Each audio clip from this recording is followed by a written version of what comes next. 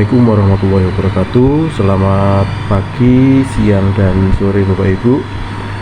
Kali ini kita akan membahas atau memberikan tutorial ya terkait dengan pengelolaan kinerja di tahun 2026 Bapak Ibu.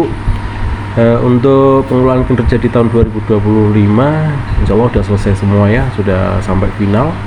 Dan kali ini di tahun 2026 kita melaksanakan pengelolaan kinerja lagi, dan ada beberapa hal atau beberapa poin yang berbeda Bapak Ibu di dengan tahun 2025. Apa perbedaannya dan bagaimana cara pengerjaannya?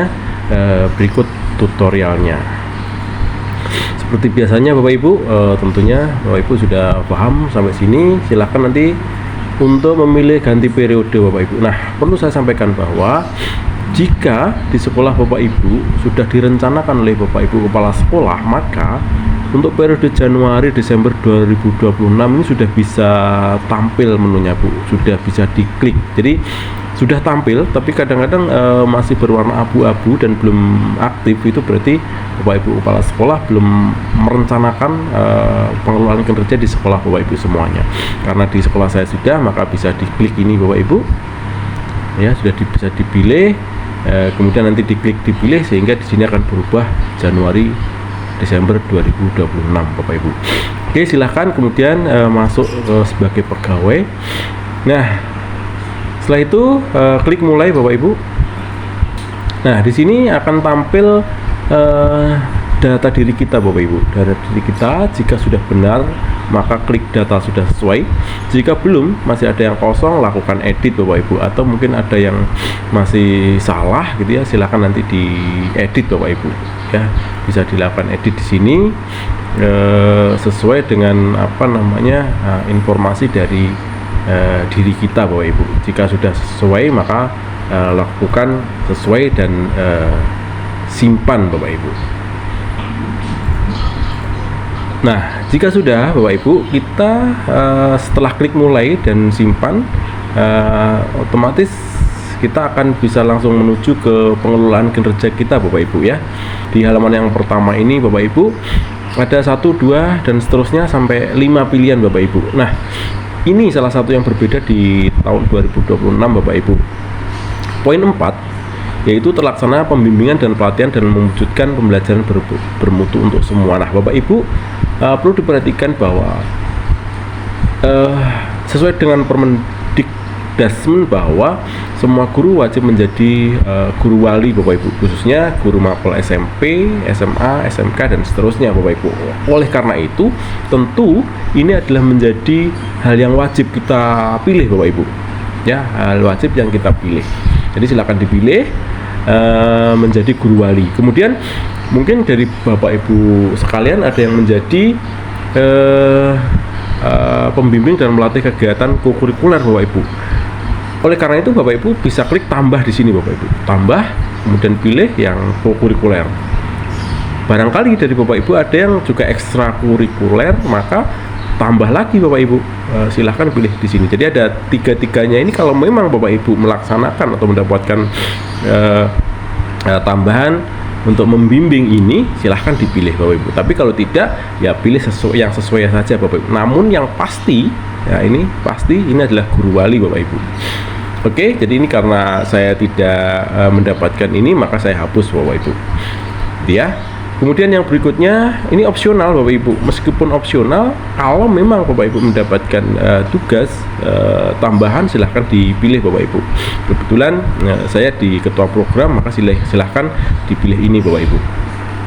Ya, jadi untuk halaman pertama ini hanya mengisi poin 4 dan 5 saja Bapak Ibu. 5 ini pun jika Bapak Ibu mendapatkan tugas tambahan.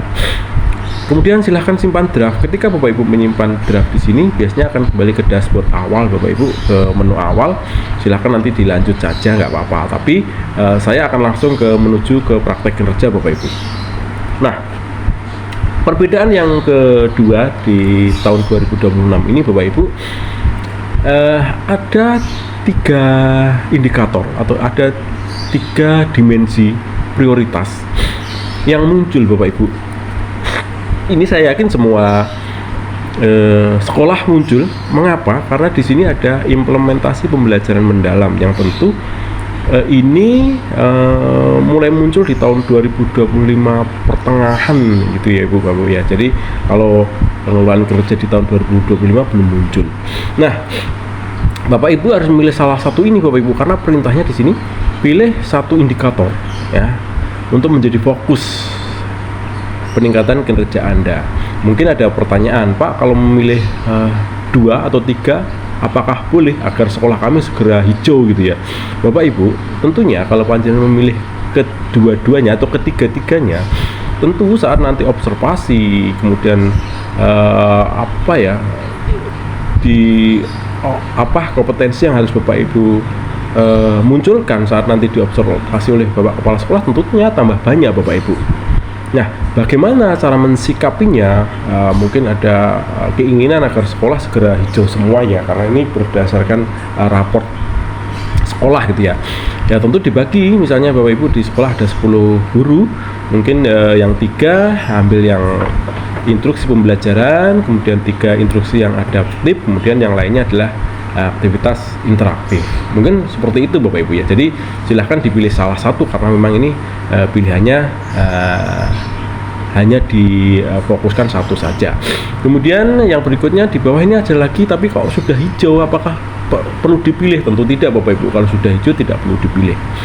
Jadi ya Bapak Ibu, sekali lagi hanya memilih satu yang berwarna merah ini Bapak Ibu. Ini ya, orange atau warna merah ini ya. Silahkan kemudian seperti yang saya sampaikan bisa simpan draft atau langsung ke pengembangan kompetensi.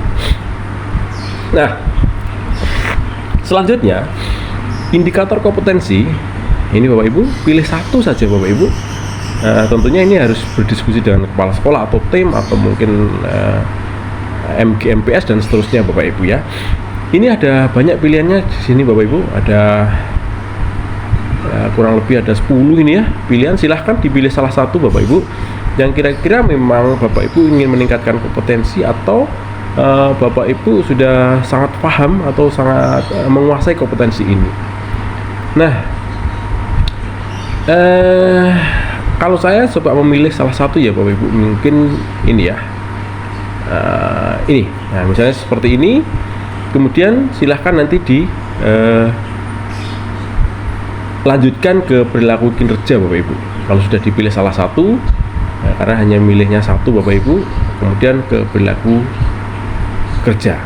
Nah, di perilaku kerja ini Bapak Ibu, jika kita scroll ke bawah ada 7 aspek yang dimulai dari berorientasi pelayanan sampai dengan yang terakhir adalah kolaboratif. Ini kalau kita singkat nanti menjadi berakhlak gitu ya Bapak Ibu.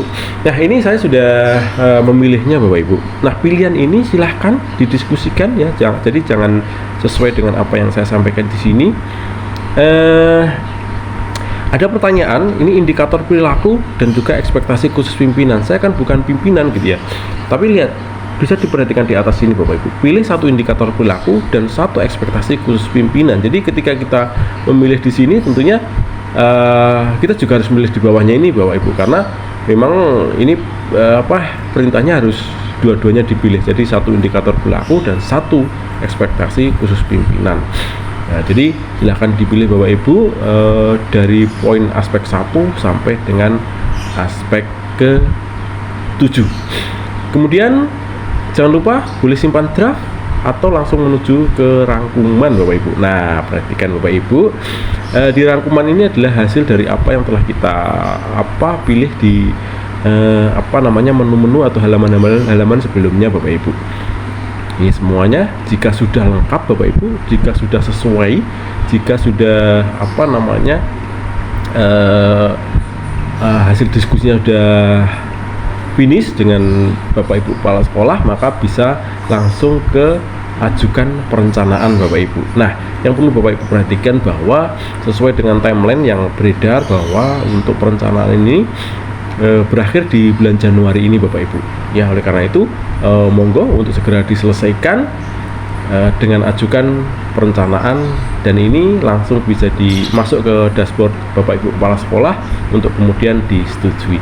Demikian Bapak Ibu, kalau Bapak Ibu mengerjakan ini saya yakin kurang dari 10 menit sudah selesai, dan tentunya semoga penilaian kinerja di tahun 2026 ini lancar Bapak Ibu, finish dan final di akhir tahun. Mohon maaf, terima kasih. Assalamualaikum warahmatullahi wabarakatuh.